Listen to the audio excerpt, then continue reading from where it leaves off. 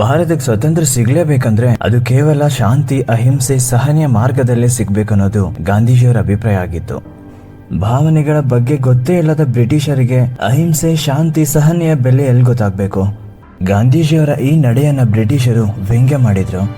ಬ್ರಿಟಿಷರು ಗಾಂಧೀಜಿಗೆ half naked ಫಕೀರ ಅಂತ ಕರೆದ್ರು. ಆದರೆ ಗಾಂಧೀಜಿಯವರಿಗೆ ಇದು ಅರ್ಥನೇ ಆಗಲಿಲ್ಲ. ಗಾಂಧೀಜಿಯವರಿಗೆ ಕ್ರಾಂತಿಕಾರಿಗಳನ್ನ ಕಂಡ್ರೆ ಬರ್ತಾ ಇರಲಿಲ್ಲ. ಶಾಂತಿಯುತ ಮಾತುಕತೆಗಳ ಮೂಲಕ ಬ್ರಿಟಿಷರಿಂದ ನಮ್ಮ ಸ್ವಾತಂತ್ರ್ಯನ ಮರಳಿ ಪಡೆಯೋಣ ಅಂತ ಹೇಳ್ತಾ ಇದ್ರು. ಆದರೆ ಬ್ರಿಟಿಷರು ಗಾಂಧೀಜಿಯವರ ಈ ನಡೆಯನ್ನ ಪ್ಲಸ್ ಪಾಯಿಂಟ್ ಅಂತ ತೆಗೆದುಕೊಂಡ್ರು. ತಮ್ಮ ಕ್ರೌರ್ಯ, ದೌರ್ಜನ್ಯ ಹೆಚ್ಚು ಮಾಡಿದ್ರು.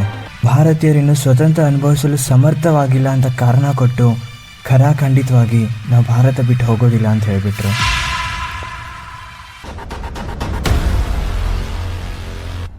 ಇತ್ತ ಸುಭಾಷ್ ಚಂದ್ರ ಬೋಸ್ ಅವರು ಬ್ರಿಟಿಷರಿಗೆ ಶಾಂತಿ ಮಾರ್ಗದಲ್ಲಿ ಹೇಳಿದ್ರೆ ಅರ್ಥ ಆಗೋದಿಲ್ಲ ಅಂತ ಕ್ರಾಂತಿ ಮಾರ್ಗ ತಮ್ಮದಾಗಿಸ್ಕೊಂಡ್ರು.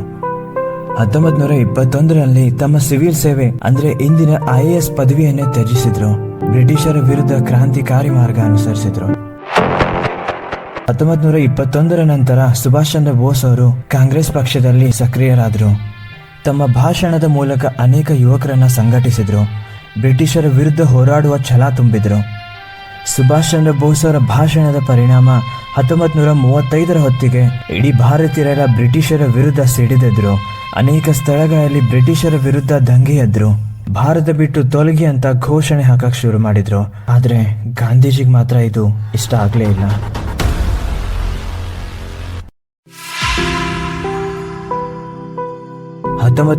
ರಲ್ಲಿ ಒಪ್ಪಿಗಾಗಿ ನಾವು ತೆರಿಗೆ ಕೊಡೋದಿಲ್ಲ ಅಂತ ಜನರು ಪ್ರತಿಭಟನೆ ಆರಂಭಿಸಿದ್ರು. ಕಂಡಲ್ಲಿ ಬ್ರಿಟಿಷ್ ಅಧಿಕಾರಿಗಳನ್ನ ಗುಂಡಿಟ್ಟು ಕೊಲೆ ಮಾಡಕ್ ಶುರು ಮಾಡಿದ್ರು. ಆದ್ರೆ ಗಾಂಧೀಜಿಯವರು ಶಾಂತಿಯುತ ಪ್ರತಿಭಟನೆಯ ಕರೆ ಕೊಟ್ಟಿದ್ದಕ್ಕಾಗಿ ಇಡೀ ಭಾರತೀಯರೆಲ್ಲ ಗಾಂಧೀಜಿಯವ್ರ ಹಿಂದೆ ಬಂದ್ರು. ಶಾಂತಿಯುತವಾಗಿ ಪ್ರತಿಭಟನೆ ಆರಂಭಿಸಿದ್ರು. ಆದ್ರೆ ಬ್ರಿಟಿಷರಿಗೆ ಶಾಂತಿಯ ಹಿಂದೆ ಇದ್ದ ಕ್ರಾಂತಿಯ ಬಗ್ಗೆ ಗೊತ್ತಾಗಿತ್ತು. 1932ರಲ್ಲಿ ಸುಭಾಷ್ ಚಂದ್ರ ಬೋಸ್ ಅವರನ್ನ ಬಂಧಿಸ್ತಾರೆ. ಆದರೆ ಕೆಲವೇ ತಿಂಗಳುಗಳಲ್ಲಿ ಮತ್ತೆ ಅವ್ರನ್ನ ಬಿಡುಗಡೆ ಮಾಡ್ತಾರೆ. ಬಿಡುಗಡೆ ಆದ ಸುಭಾಷ್ ಚಂದ್ರ ಬೋಸ್ ಅವರು ಮತ್ತೆ ತಮ್ಮ ಕ್ರಾಂತಿಕಾರಿ ಚಟುವಟಿಕೆಗಳಲ್ಲಿ ಮುಂದುವರಿತಾರೆ. 1938ರಲ್ಲಿ ಕಾಂಗ್ರೆಸ್ಸಿನ ಅಧ್ಯಕ್ಷರಾಗ್ತಾರೆ. ಆದರೆ ಗಾಂಧೀಜಿಗೆ ಮಾತ್ರ ಇದು ಸ್ವಲ್ಪವೂ ಇಷ್ಟ ಆಗಲಿಲ್ಲ. ಇಲ್ಲಿವರೆಗೆ ಜನರೆಲ್ಲ ಬ್ರಿಟಿಷರಿಗೆ ಕೈ ಮುಗಿದು ಸ್ವತಂತ್ರ ಕೇಳ್ತಾ ಇದ್ರು. ಆದರೆ ಈಗ ಜನರು ಕೈಯಲ್ಲಿ ಗನ್ ಹಿಡಿದು ಸ್ವತಂತ್ರ ಕೇಳೋಕೆ ಶುರು ಮಾಡಿದ್ರು. ಬ್ರಿಟಿಷರಿಗೆ ಸುಭಾಷ್ ಚಂದ್ರ ಬೋಸ್ ಅವರು ತಲೆನೋವಾದ್ರು. ಸುಭಾಷ್ ಚಂದ್ರ ಬೋಸ್ ಅವರನ್ನ ಅನೇಕ ಬಾರಿ ಬಂಧಿಸಿದ್ರು. ಬಂಧನದಲ್ಲಿದ್ದಾಗ ಮಾತ್ರ ಸುಭಾಷ್ ಚಂದ್ರ ಬೋಸ್ ಅವರು ಸುಮ್ಮನೆ ಇರ್ತಾ ಇದ್ರು. ಆದ್ರೆ ಹೊರಗಡೆ ಬಂದ ತಕ್ಷಣ ಮತ್ತೆ ತಮ್ಮ ಕ್ರಾಂತಿಕಾರಿ ಚಟುವಟಿಕೆಗಳನ್ನೇ ಆರಂಭಿಸ್ತಾ ಇದ್ರು. ಸುಭಾಷ್ ಚಂದ್ರ ಬೋಸ್ ಅವರು ಕಾಂಗ್ರೆಸ್ಸಿನ ಅಧ್ಯಕ್ಷರಾದ್ಮೇಲೆ ಒಬ್ಬೊಬ್ಬರಾಗಿ ಜನರು ಶಾಂತಿ ಮಾರ್ಗ ತೊರೆದು ಕ್ರಾಂತಿ ಮಾರ್ಗ ಅನುಸರಿಸತೊಡಗಿದ್ರು. ಗಾಂಧೀಜಿಗೆ ಮಾತ್ರ ಇದು ನುಂಗಲಾರದ ತುತ್ತಾಯ್ತು. ಗಾಂಧೀಜಿ ಹಾಗೂ ಸುಭಾಷ್ ಚಂದ್ರ ಬೋಸ್ ಅವರ ಉದ್ದೇಶ ಒಂದೇ ಆಗಿತ್ತು. ಆದರೆ ಅನುಸರಿಸುವ ಮಾರ್ಗ ಮಾತ್ರ ಬೇರೆ ಆಗಿತ್ತು. ಗಾಂಧೀಜಿಯವರು ಶಾಂತಿ, ಅಹಿಂಸೆ ಮಾರ್ಗದಲ್ಲಿ ಹೋದ್ರೆ ಸುಭಾಷ್ ಚಂದ್ರ ಬೋಸ್ ಅವರು ಕ್ರಾಂತಿ ಆಗದ ಹೊರತು ಸ್ವತಂತ್ರ ನಮ್ಗೆ ಸಿಗೋದಿಲ್ಲ ಅಂತ ಕ್ರಾಂತಿಯ ಮಾರ್ಗದಲ್ಲಿ ಹೋಗ್ತಾ ಇದ್ರು. 1938ರಲ್ಲಿ ಗಾಂಧೀಜಿ ಮತ್ತು ಸುಭಾಷ್ ಚಂದ್ರ ಬೋಸ್ ಅವರ ನಡುವೆ ಸುದೀರ್ಘವಾದ ಮಾತುಕತೆ ನಡೆಯುತ್ತೆ. ಹೌದು, ಅಂದು ಗಾಂಧೀಜಿಯವರು ಬೆಳಗಿನ ಉಪಹಾರ ಮುಗಿಸಿ ತಮ್ಮ ಆಶ್ರಮದಲ್ಲೇ ಕುತ್ಕೊಂಡಿರ್ತಾರೆ. ಸುಭಾಷ್ ಚಂದ್ರ ಬೋಸ್ ಹೋಗಿ ಅವರ ಆಶೀರ್ವಾದ ತೆಗೆದುಕೊಂಡು ಅವ್ರ ಮುಂದೆ ಕುತ್ಕೊತಾರೆ. ಬಾಪು, ನನಗೆ ಗೊತ್ತು, ಶಾಂತಿ, ಅಹಿಂಸೆ ಮಾರ್ಗದಲ್ಲಿ ನಡೆಯುವ ನಿಮಗೆ ಸಹಜವಾಗಿಯೇ ನನ್ನ ಈ ಕ್ರಾಂತಿಕಾರಿ ನಡೆ ನಿಮಗೆ ಇಷ್ಟ ಆಗೋದಿಲ್ಲ. ಎಷ್ಟು ವರ್ಷ ನಾವು ಶಾಂತಿಯುತವಾಗೇ ಇದ್ವಿ. ಬ್ರಿಟಿಷರಿಂದ ನಮಗೆ ಏನೂ ಸಿಗಲಿಲ್ಲ. ಆಗ ಗಾಂಧೀಜಿಯವರು ದುಂಡು ಮೇಜಿನ ಸಮ್ಮೇಳನದಲ್ಲಿ ನಮ್ಮ ಅನೇಕ ಬೇಡಿಕೆಗಳು ಪೂರ್ಣಗೊಂಡವಲ್ಲ. ಆಗ ಸುಭಾಷ್ ಚಂದ್ರ ಬೋಸ್ ಅವರು, ಹೌದು ಬಾಪು, ನಮ್ಮ ಕೆಲವು ಬೇಡಿಕೆಗಳೇನೋ ಪೂರ್ಣಗೊಳಿಸಿದ್ರು, ಆದರೆ ನಮಗೆ ಸಿಕ್ಕಿದ್ದು ಶೂನ್ಯ. ಸ್ವರಾಜ್ಯವೇನೋ ಕೊಡ್ತೀವಿ ಅಂತ ಹೇಳಿದ್ರು, ಆದರೆ ಪೂರ್ಣ ಸ್ವರಾಜ್ಯ ನಮಗೆ ಸಿಗಲೇ ಇಲ್ಲ. ಚುನಾವಣೆಗೆ ಅವಕಾಶ ಕೊಟ್ಟರು, ಆದರೆ ನಮ್ಮ ಹತ್ರ ಯಾವ ಅಧಿಕಾರವೂ ಇಲ್ಲ. ಬ್ರಿಟಿಷರಿಗೆ ಈ ಶಾಂತಿ ಮಾತುಕತೆ ಅರ್ಥ ಆಗೋದಿಲ್ಲ ಬಾಪು. ಆಗ ಗಾಂಧೀಜಿಯವರು, ಸುಭಾಷ್, ನನಗೆ ಗೊತ್ತು, ನಾನು ಎಷ್ಟೇ ಹೇಳಿದ್ರು ನನ್ನ ಮಾತು ನೀನು ಕೇಳೋದಿಲ್ಲ. ಆದರೂ ನನಗೆ ನಿನ್ನ ಮೇಲೆ ಯಾವ ದ್ವೇಷವೂ ಇಲ್ಲ. ಬ್ರಿಟಿಷರು ನಮ್ಮ ಶತ್ರುಗಳು ನಿಜ, ಆದರೆ ಕ್ರಾಂತಿಯ ಮೂಲಕ ಅವ್ರಿಗೆ ಹಿಂಸಿಸುವುದನ್ನು ಮಾತ್ರ ನಾನು ಖಂಡಿಸ್ತೀನಿ. ಹೌದು ಬಾಪು, ಬ್ರಿಟಿಷರು ನನ್ನ ಶತ್ರುಗಳಾಗಿದ್ರೆ ನಾನು ಅವರಿಗೆ ಕ್ಷಮಿಸ್ಬಿಡ್ತಾ ಇದ್ದೆ. ಆದರೆ ಬ್ರಿಟಿಷರು ನನ್ನ ಭಾರತ ಮಾತೆಯನ್ನು ಅಪಹರಿಸಿದ್ದಾರೆ. ಅವ್ರಿಗೆ ನಾನು ಯಾವತ್ತೂ ಕ್ಷಮಿಸೋದಿಲ್ಲ. ನಮ್ಮಿಬ್ರು ಉದ್ದೇಶ ಒಂದೇ, ಆದರೆ ದಾರಿ ಮಾತ್ರ ಬೇರೆ. ದಯವಿಟ್ಟು ನೀವು ನನಗೆ ಆಶೀರ್ವದಿಸಿ ಅಂತ ಗಾಂಧೀಜಿಯವರ ಆಶೀರ್ವಾದ ಪಡಿತಾರೆ. ಗಾಂಧೀಜಿಯವರು ಕೂಡ ಆಶೀರ್ವದಿಸಿ ಕಳಿಸ್ತಾರೆ. ಹೇಗಾದ್ರೂ ಮಾಡಿ ಕ್ರಾಂತಿಕಾರಿಗಳನ್ನ ಶಾಂತಿಯುತ ಮಾರ್ಗದಲ್ಲಿ ತರಬೇಕು ಅಂತ ಗಾಂಧೀಜಿಯವರು ಯೋಜನೆ ರೂಪಿಸ್ತಾ ಇದ್ರು. ಅಷ್ಟರಲ್ಲೇ ಸುಭಾಷ್ ಚಂದ್ರ ಬೋಸ್ ಅವರು 1939ರ ಕಾಂಗ್ರೆಸ್ ಅಧ್ಯಕ್ಷ ಸ್ಥಾನಕ್ಕೆ ಮತ್ತೊಮ್ಮೆ ಸ್ಪರ್ಧಿಸ್ತೀನಿ ಅಂತ ಘೋಷಣೆ ಮಾಡ್ತಾರೆ. ಆದರೆ ಗಾಂಧೀಜಿ ಮಾತ್ರ ಸುಭಾಷ್ ಚಂದ್ರ ಬೋಸ್ ಯಾವುದೇ ಕಾರಣಕ್ಕೂ ಮತ್ತೊಮ್ಮೆ ಕಾಂಗ್ರೆಸ್ಸಿನ ಅಧ್ಯಕ್ಷನಾಗಬಾರ್ದು ಅಂತ ಪಟ್ಟಾಭಿ ಸೀತಾರಾಮಯ್ಯ ಅವರನ್ನ ಸುಭಾಷ್ ಚಂದ್ರ ಬೋಸ್ ವಿರುದ್ಧ ನಿಲ್ಲಿಸ್ತಾರೆ. ಇಡೀ ಭಾರತೀಯರೆಲ್ಲ ಗಾಂಧೀಜಿಯವರ ಒಂದೇ ಒಂದು ಆಜ್ಞೆಗಾಗಿ ಕಾಯ್ತಾ ಇದ್ರು.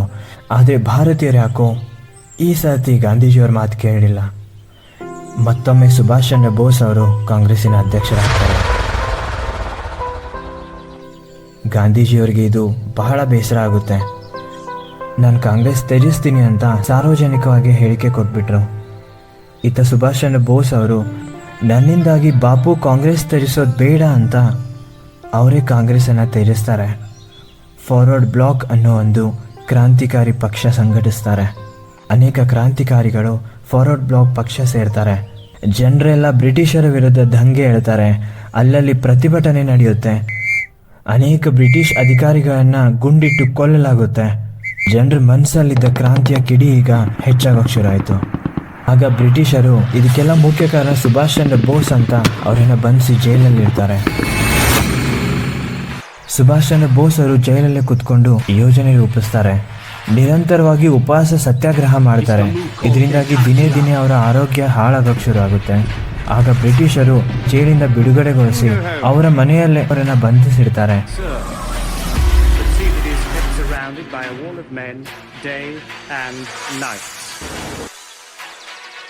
ಬೋಸ್ ಅವರು 1941ರಂದು ಬ್ರಿಟಿಷ್ CID ಅಧಿಕಾರಿಗಳ ಕಣ್ತಪ್ಪಿಸಿ ಅದೇಗೂ ಅಫ್ಘಾನಿಸ್ತಾನ್ ಮೂಲಕ ಜರ್ಮನಿಗೆ ಹೋಗ್ತಾರೆ.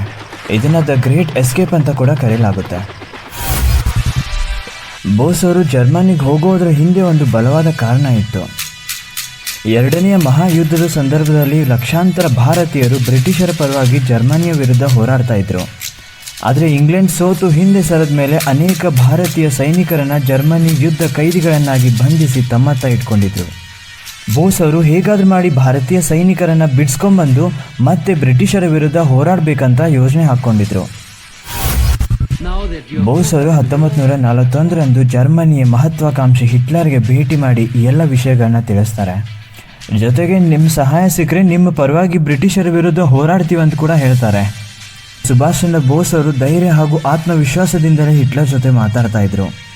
ಸುಭಾಷ್ ಚಂದ್ರ ಬೋಸ್ ಅವರ ಧೈರ್ಯ ಸಾಹಸ ಮೆಚ್ಚಿ ಹಿಟ್ಲರ್ ಕೂಡ ಸುಭಾಷ್ ಚಂದ್ರ ಬೋಸ್ ಅವರಿಗೆ ಬೆಂಬಲಿಸುವುದಾಗಿ ಹೇಳ್ತಾನೆ. ಜೊತೆಗೆ ಜಪಾನ್ಗೆ ಹೋದ್ರೆ ಇನ್ನೂ ಹೆಚ್ಚಿನ ಸಹಕಾರ ನೀಡುವುದಾಗಿ ಕೂಡ ಹೇಳ್ತಾನೆ. ಆಗ ಸುಭಾಷ್ ಚಂದ್ರ ಬೋಸ್ ಅವರು ಎಲ್ಲ ಸೈನಿಕರನ್ನ ಕರೆಕೊಂಡು ಜಪಾನ್ಗೆ ಹೋಗ್ತಾರೆ. ಜಪಾನ್ ಸರ್ಕಾರದೊಂದಿಗೆ ಮತ್ತೆ ಮಾತುಕತೆ ಆರಂಭವಾಗುತ್ತೆ. ಆಗ ಜಪಾನ್ ಸರ್ಕಾರ ಕೂಡ ಸುಭಾಷ್ ಚಂದ್ರ ಬೋಸ್ ಅವರಿಗೆ ಬೆಂಬಲಿಸುವುದಾಗಿ ಭರವಸೆ ನೀಡ್ತಾರೆ. ಜೊತೆಗೆ ಸೈನ್ಯ ತರಬೇತಿ ಹಾಗೂ ಶಸ್ತ್ರಾಸ್ತ್ರಗಳ ಪೂರೈಕೆ ಮಾಡುವುದಾಗೂ ಒಪ್ಕೋತಾರೆ. ಬೋಸ್ ಅವರು ಕೆಲವು ದಿನಗಳ ಕಾಲ ಜಪಾನ್ನಲ್ಲಿ ಉಳಿದು ಸೈನ್ಯ ಸಂಘಟಿಸ್ತಾರೆ. ಬೋಸ್ ಅವರೇ ಮುಂದೆ ನಿಂತು ಇಂಡಿಯನ್ ನ್ಯಾಷನಲ್ ಆರ್ಮಿನ ಮುನ್ನಡೆಸ್ತಾರೆ. ಸುಭಾಷ್ ಚಂದ್ರ ಬೋಸ್ ಅವರ ಧೈರ್ಯ ಸಾಹಸ ಕಂಡ ಜರ್ಮನಿಯ ಮಹತ್ವಾಕಾಂಕ್ಷಿ ಹಿಟ್ಲರ್ ಸುಭಾಷ್ ಚಂದ್ರ ಬೋಸ್ ಅವರಿಗೆ ನೇತಾಜಿ ಎಂಬ ಬಿರುದು ಕೊಡ್ತಾರೆ. ಆ ಸಂದರ್ಭದಲ್ಲಿ ಬ್ರಿಟಿಷ್ ಭಾರತೀಯರು ಸಿಂಗಾಪುರ್ ವಶಪಡಿಸಿಕೊಂಡು ಜಪಾನ್ ಮೇಲೆ ಆಕ್ರಮಣ ಮಾಡಲು ಸಿದ್ಧತೆ ನಡೆಸ್ಕೊತಿರ್ತಾರೆ. ನೇತಾಜಿ ಜಪಾನ್ ಪರವಾಗಿ ಸಿಂಗಾಪುರ್ ಮೇಲೆ ಆಕ್ರಮಣ ಮಾಡಿ ಸಿಂಗಾಪುರನ್ನ ವಶಪಡಿಸ್ಕೋತಾರೆ. ಆಗ ಅನೇಕ ಬ್ರಿಟಿಷ್ ಭಾರತೀಯರು ಸುಭಾಷ್ ಚಂದ್ರ ಬೋಸ್ ಅವರ ಸೈನ್ಯಕ್ಕೆ ಸೇರ್ಕೋತಾರೆ. ಈ ಸಂದರ್ಭದಲ್ಲಿ ಸಿಂಗಾಪುರ್ನಲ್ಲಿ ಭಾರತೀಯ ಕಚೇರಿ ಒಂದನ್ನು ನಿರ್ಮಿಸಿ ಮೊದಲ ಬಾರಿಗೆ ಭಾರತೀಯ ಧ್ವಜವನ್ನು ಹಾರಿಸ್ತಾರೆ.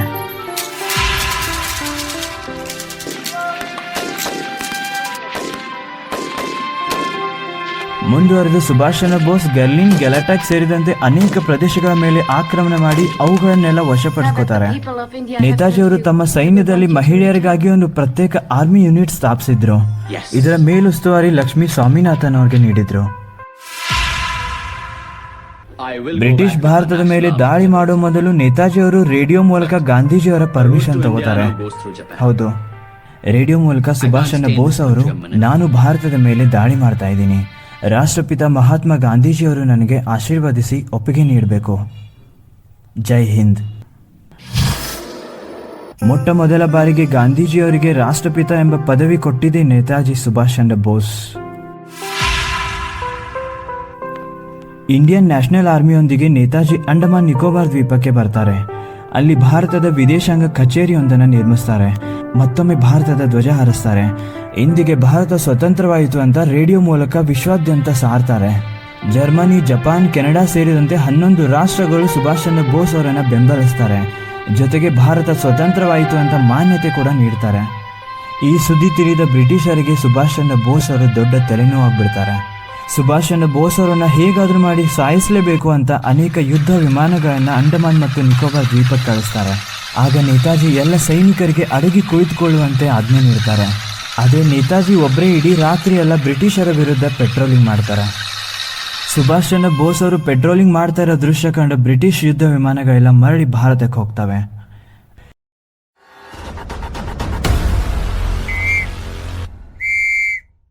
ಇದೇ ಸರಿಯಾದ ಸಮಯ ಅಂತ ಇಂಡಿಯನ್ ನ್ಯಾಷನಲ್ ಆರ್ಮಿಯೊಂದಿಗೆ ನೇತಾಜಿಯವರು ಭಾರತದ ಮೇಲೆ ದಾಳಿ ಮಾಡ್ತಾರೆ. ಜೊತೆಗೆ ಕೊಹಿಮಾ ಕೂಡ ವಶಪಡಿಸ್ಕೋತಾರೆ. ಅಲ್ಲಿ ಅನೇಕ ಬ್ರಿಟಿಷ್ ಆರ್ಮಿ ಆಫೀಸರ್ಸ್ಗಳನ್ನು ಸೋಲಿಸಿ ಸಾಯಿಸ್ತಾರೆ. ಇನ್ನೇನು ಭಾರತದ ಮುಖ್ಯ ಭಾಗವಾದ ದೆಹಲಿ ಮೇಲೆ ಆಕ್ರಮಣ ಮಾಡುವಷ್ಟರಲ್ಲಿ ಅಮೆರಿಕ ಜಪಾನ್ ಮೇಲೆ ನ್ಯೂಕ್ಲಿಯರ್ ಅಟ್ಯಾಕ್ ಮಾಡುತ್ತೆ. ಇದರಿಂದ ಸಪ್ಲೈ ಚೈನ್ ಕಡಿತಗೊಂಡು ಶಸ್ತ್ರಾಸ್ತ್ರಗಳ ಪೂರೈಕೆ ನಿಂತೋಗುತ್ತೆ. ಕೂಡಲೇ ನೇತಾಜಿಯವರು ಜಪಾನ್ಗೆ ಹೋಗ್ತಾರೆ. ಜಪಾನ್ ಸರ್ಕಾರದೊಂದಿಗೆ ಮಾತುಕತೆ ನಡೆಸಿ ಮರಳಿ ಭಾರತಕ್ಕೆ ಬರಬೇಕಾದ್ರೆ ತೈವಾನಲ್ಲಿ ನೇತಾಜಿಯವರ ಫ್ಲೈಟ್ ಕ್ರ್ಯಾಶ್ ಆಗಿ ನೇತಾಜಿಯವರು ಸಾವನ್ನಪ್ತಾರೆ. ಇನ್ನೊಂದು ದುಃಖದ ಸಂಗತಿ ಅಂದರೆ ಇಂಡಿಯನ್ ನ್ಯಾಷನಲ್ ಆರ್ಮಿಯ ಮನೋಬಲ ಕುಗ್ಗುತ್ತೆ. ಹೀಗಾಗಿ ಇಂಡಿಯನ್ ನ್ಯಾಷನಲ್ ಆರ್ಮಿ ಕೊಲ್ಯಾಪ್ಸ್ ಆಗಿ ಬ್ರಿಟಿಷರ ಕೈವಶವಾಗುತ್ತೆ. ಇಲ್ಲಿಗೆ ನೇತಾಜಿಯವರ ಸ್ವತಂತ್ರತೆಯ ಹೋರಾಟವು ಕೊನೆಯಾಗುತ್ತೆ. ಇನ್ನೊಂದು ದುರಾದೃಷ್ಟದ ಸಂಗತಿ ಅಂದರೆ ನೇತಾಜಿಯವರ ಪ್ಲೇನ್ ಕ್ರ್ಯಾಶ್ ಆಗಿರೋ ಬಗ್ಗೆ ಯಾರ ಹತ್ರನೂ ಅಫಿಷಿಯಲ್ ಮಾಹಿತಿ ಇಲ್ಲ. ಸ್ವತಃ ರಷ್ಯಾ ಹಾಗೂ ತೈವಾನ್ ಬಳಿಯಲ್ಲೂ ಆ ಮಾಹಿತಿ ಇಲ್ಲ. ಜೊತೆಗೆ ಆ ವಿಮಾನದ ಏರ್ಲೈನ್ಸ್ ಬಳಿಯಲ್ಲೂ ಕೂಡ ಇದ್ರ ಬಗ್ಗೆ ಮಾಹಿತಿ ಇಲ್ಲ. ಆದರೆ ಸುಭಾಷ್ ಚಂದ್ರ ಬೋಸ್ ಅವರು ಎಲ್ಲಿ ಹೋದ್ರು ಅಂತಾನೆ ಗೊತ್ತಾಗಲಿಲ್ಲ. ಮುಂದೆ 1947ರಲ್ಲಿ ಭಾರತ ಸ್ವತಂತ್ರವಾಯಿತು. ಅಂದಿನಿಂದ ಇಂದಿನವರೆಗೆ ನೇತಾಜಿಯವರು ಏನಾದರೂ ಅಂತಾನೆ ನಮ್ಗೆ ಗೊತ್ತಾಗಲಿಲ್ಲ. ಅನೇಕ ರಿಸರ್ಚ್ ಕಮಿಟಿ ಇನ್ನೂ ಕೂಡ ಇನ್ವೆಸ್ಟಿಗೇಟ್ ಮಾಡ್ತಾನೆ ಇವೆ. ಆದರೂ ಕೂಡ ಸರಿಯಾದ ಮಾಹಿತಿ ನಮಗೆ ಸಿಕ್ಕಿಲ್ಲ. ಕೆಲವರು ನೇತಾಜಿಯವರು ಯಾವುದೋ ಒಂದು ದೇವಸ್ಥಾನದಲ್ಲಿ ಪೂಜಾರಿ ಆಗಿದ್ರು ಅಂತ ಹೇಳಿದ್ರೆ, ಮತ್ತೆ ಕೆಲವರು ವಿಮಾನ ದುರ್ಘಟನೆಯಲ್ಲಿ ಸತ್ತೋದ್ರು ಅಂತ ಹೇಳ್ತಾರೆ. ಇನ್ನೊಂದು ವಿಪರ್ಯಾಸ ಅಂದರೆ ನೇತಾಜಿಯವರಿಗೆ ಸಿಗಬೇಕಾದ ಸಂಪೂರ್ಣ ಗೌರವ ಇನ್ನೂ ಸಿಕ್ಕಿಲ್ಲ. ಅದೇನೇ ಆಗಲಿ, ನೀವು ಎಲ್ಲರೂ ಸೇರಿ ನೇತಾಜಿಯವರಿಗೆ ಒಂದು ದೊಡ್ಡ ಸೆಲ್ಯೂಟ್ ಮಾಡೋಣ. ಏನಂತೀರಾ? ಜೈ ಹಿಂದ್.